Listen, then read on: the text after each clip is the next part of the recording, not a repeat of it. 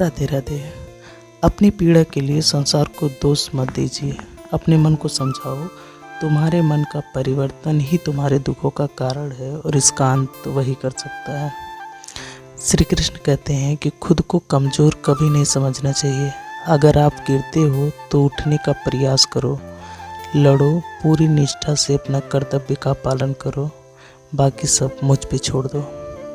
हो सकता है कि हर दिन अच्छा ना हो, लेकिन हर दिन में कुछ न कुछ अच्छा ज़रूर होता है। धैर्य रखिए, कभी कभी आपको जीवन में सबसे अच्छा पाने के लिए सबसे बुरे दौर से गुजरना पड़ता है। रोना बंद करो और अपनी तकलीफ़ों से खुद लड़ना सीखो, क्योंकि साथ देने वाले भी शमशान से आगे नहीं जाते। समय जब न्याय करता है तब गवाहों का आवश्यकता नहीं पड़ती।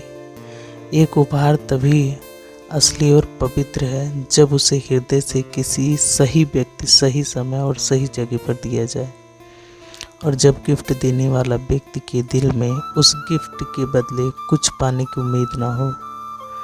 सुंदरता आपकी दृढ़ दृष्टिकोण में होती है। किसी को कीचड़ में खिला कमल दिखाई देता है और उसे लुभाता है, और किसी को चांद में भी दाग नजर आता है। तो ये दुनिया है जनाब, इस पे ना जाएं। श्री कृष्ण कहते हैं कि हे अर्जुन, जब कोई किसी भी देवता की पूजा पूरी विश्वास और निष्ठा के साथ करता है, तब मैं उसका विश्वास उसी देवता में दृढ़ कर देता हूँ। उदय किसी का भी अचानक नहीं होता, सूर्य भी धीरे धीरे निकलता है और ऊपर उठता है। धैर्य और तपस्या जिसमें है वही संसार की प्रकाशित कर सकता है।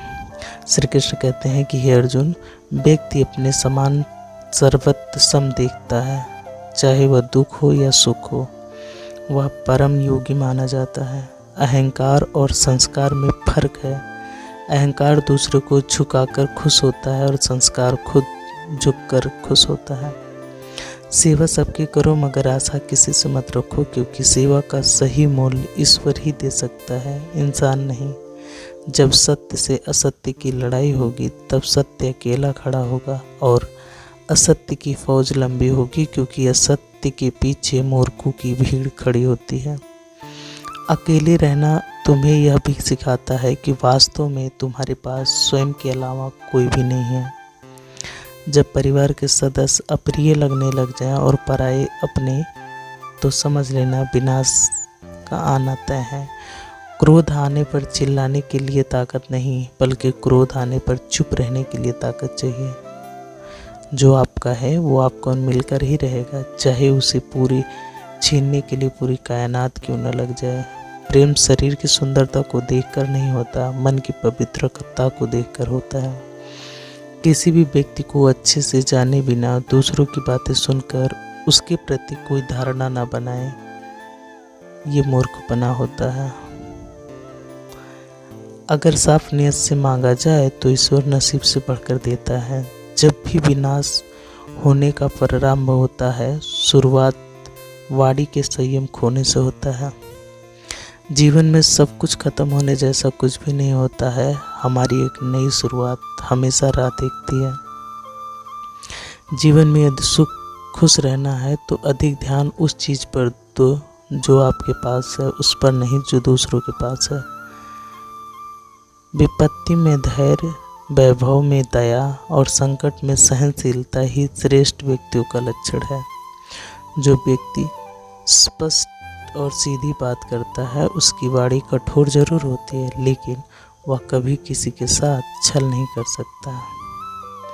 जो अच्छा लगे उसे ग्रहण करो और जो बुरा लगे उसका त्याग, चाहे वो विचार हो, कर्म हो या फिर मनुष्य। बुराई बड़ी हो या छोटी हमेशा विनाश का कारण बनती है, क्योंकि नाव में छेद छोटा हो या बड़ा, नाव को डुबाता जरूर है। परिवार और समाज दोनों ही बर्बाद होने लगता है जब समझदार मौन और नासमझ बोलने लगता है। किसी से भी हद से अधिक मोह नहीं करनी चाहिए। जिससे भी सबसे अधिक मोह लगाव दिखाना, एक दिन वही सबसे अधिक दुख देता है।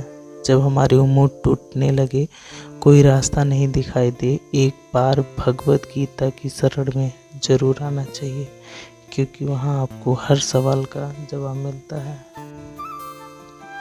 श्री कृष्ण कहते हैं कि सुखी रहना है तो जिंदगी का फैसला अपनी परिस्थिति देख कर लो। जो दुनिया को देखकर फैसले लेते हैं वह सुखी नहीं रहते हैं, हर पल दुखी रहते हैं। श्री कृष्ण कहते हैं कि कोई कुछ भी कहे, बस अपने आप को शांत रखें, क्योंकि सूरज कितना भी तेज क्यों ना हो, समुद्र को कभी सुखा नहीं सकता। याद रखना, सफलता कभी मांगने से नहीं मिलती, मांगने से सिर्फ भीख मिलती है। श्री कृष्ण कहते हैं कि मन से सोचो, कार्य को मुंह से बाहर मत निकालो जब तक वो कार्य पूरा ना हो जाए। कौवा कोयल की आवाज़ को दबा सकता है, मगर खुद कोयल की जैसा मधुर आवाज़ नहीं निकाल सकता। उसी तरह निंदा करने वाले व्यक्ति सज्जन को बदनाम कर सकते हैं, मगर खुद सज्जन कभी भी नहीं बन सकते हैं। श्री कृष्ण कहते हैं कि कामयाब इंसान खुश रहे या ना रहे, खुश रहने वाला इंसान हमेशा कामयाब ही रहता है। आज के लिए इतना ही, मिलते हैं एक नई वीडियो में, तब तक के लिए राधे राधे साथियों। अगर वीडियो अच्छी लगी तो लाइक, शेयर एंड कमेंट करना ना भूलें। ऐसी और वीडियो देखने के लिए, सुनने के लिए चैनल को सब्सक्राइब करें। Thank you for watching this video.